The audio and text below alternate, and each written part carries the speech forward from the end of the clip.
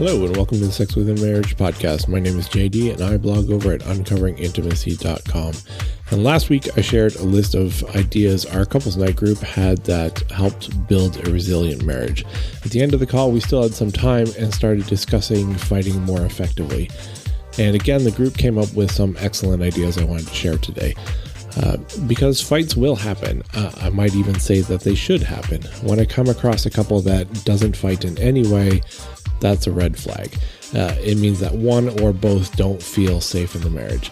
They aren't able to express their views and opinions. Because if you put two people together for long enough, they will eventually find something to disagree about. Ideally, a fight won't involve yelling, screaming, hitting, throwing, or anything like that, but it's okay to quarrel. So today we're going to discuss how to fight more effectively in your marriage so that your arguments can be a source of growth instead of damage. The first tip is to examine your own actions and reactions. This is hard to do in the middle of an argument and it's easier afterwards, but try to look at your own actions and reactions and ask yourself why you act and react in the way that you do. Often during conflicts, we respond in ways that are disproportionate to the conflict. These point to more significant issues that need to be addressed, but more directly and in another conversation usually. If you can notice those, figure out the reason, and then remove that from the conversation you're currently in, then you can more effectively deal with the conflict in front of you.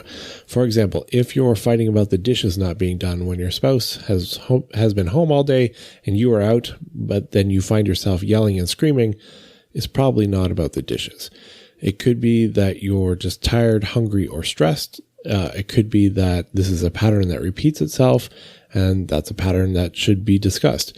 It could be that you feel overwhelmed, or that you feel you do the majority of the chores, or that your spouse just used a word, phrase, or mannerism that your parents used when disciplining you, or something like that you just never got over and it sets you off.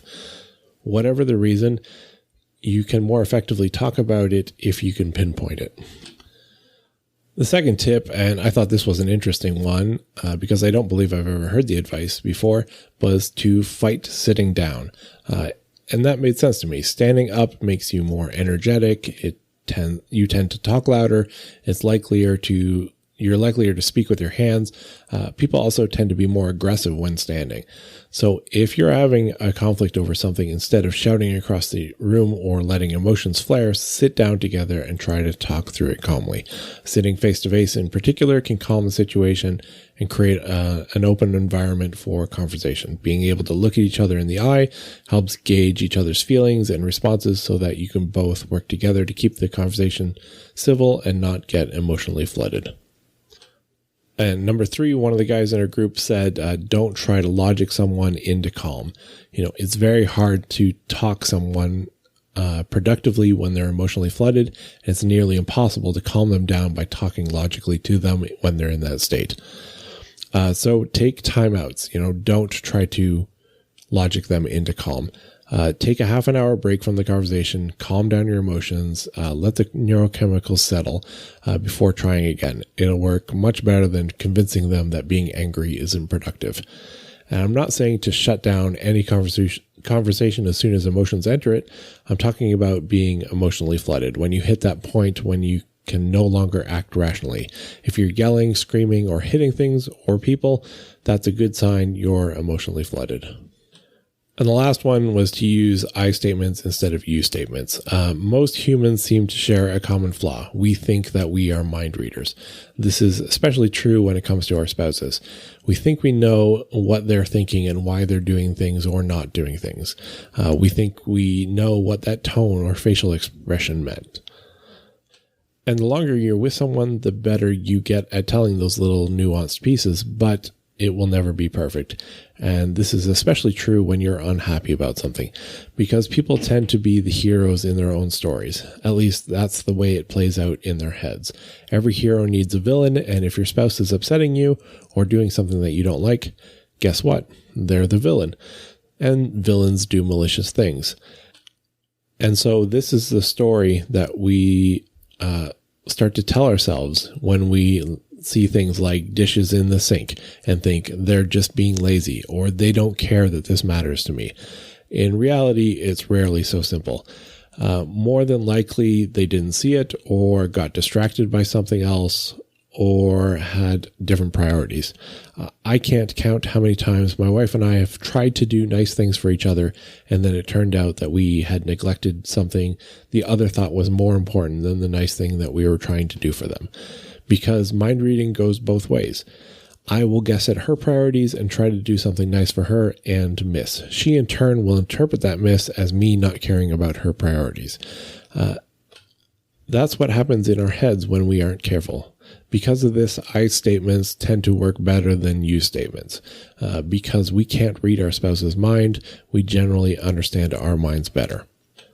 So instead of saying, you didn't do the dishes, which is an accusation, say, I noticed the dishes weren't done, which is an observation.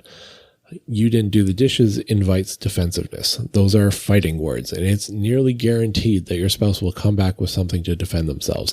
And now you're in a battle because that's what happens when you bring out weapons and shields.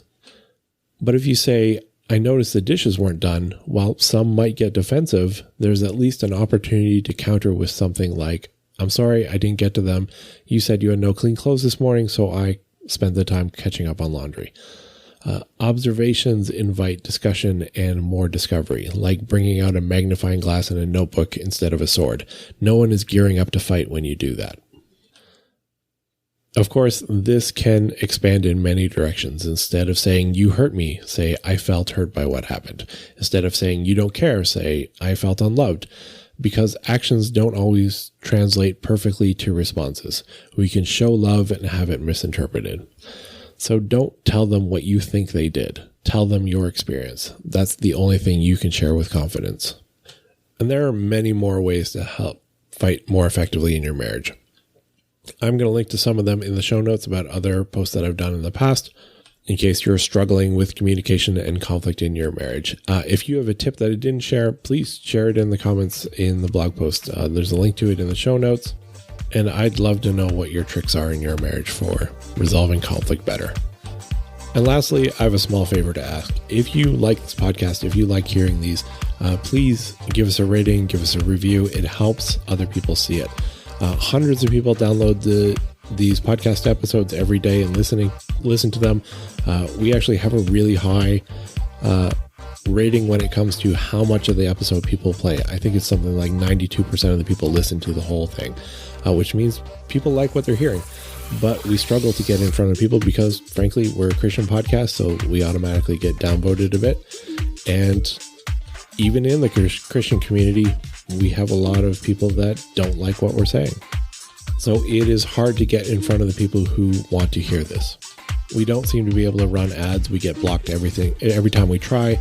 We've even had a Christian ad network reach out to us saying they wanted to work with us and then realized what we talk about and then said, no, we can't work with you. So if you're one of the thousands of people who listen to every episode, or most of them, and you like what we're putting out and you think it would help more people, please go on iTunes, Spotify, CastBox, Podcast Addict, whatever app you're using, and give us a rating and a review. That would help us reach and help more people. And that's it for today. Talk to you next time.